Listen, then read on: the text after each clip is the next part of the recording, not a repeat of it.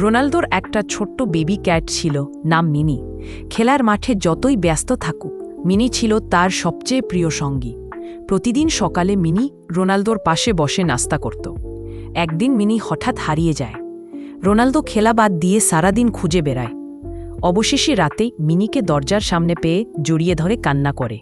সেই মুহূর্তে সে বুঝল, ভালোবাসা সাফল্যের থেকেও বড়।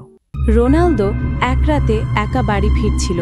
হঠাৎ অন্ধকার গলিতে এক ফুপিয়ে কাঁদতে থাকা সুন্দর সাদা বিড়াল দেখতে পেল। দয়া করে কোলে নিল সে, কিন্তু বিড়ালটিকে কোলে নিতেই হাড় হিম ঠান্ডা বাতাস বয়ে গেল। বিড়ালটি ধীরে ধীরে মানুষের মতো হাসতে লাগলো, চোখ দুটো লাল হয়ে জ্বলতে লাগলো। রোনালদো বুঝতে পারল এটা কোনো সাধারণ বিড়াল নয়, এটা এক অভিশপ্ত আত্মা। সে পালাতে চাইল, কিন্তু তখনই বিড়ালটি গর্জন করল। ক্রিস্টিয়ানো রোনালদো একদিন তার প্রিয় বিড়ালটিকে নিয়ে ট্রেনে করে ঘুরতে বেরিয়েছিলেন। ট্রেনটি একটি স্টেশনে থামার মুহূর্তে হঠাৎ বিড়ালটি দৌড়ে জানালা দিয়ে লাফিয়ে নিচে পড়ে যায়। রোনালদো এক মুহূর্তও দেরি না করে দ্রুত ট্রেন থেকে নেমে পড়েন। নিচে নেমে দেখেন বিড়ালটি আহত হয়ে নিঃশব্দে কাতরাচ্ছে। তিনি সঙ্গে সঙ্গেই একটি গাড়ি ভাড়া করে বিড়ালটিকে নিকটস্থ পশু হাসপাতালে নিয়ে যান।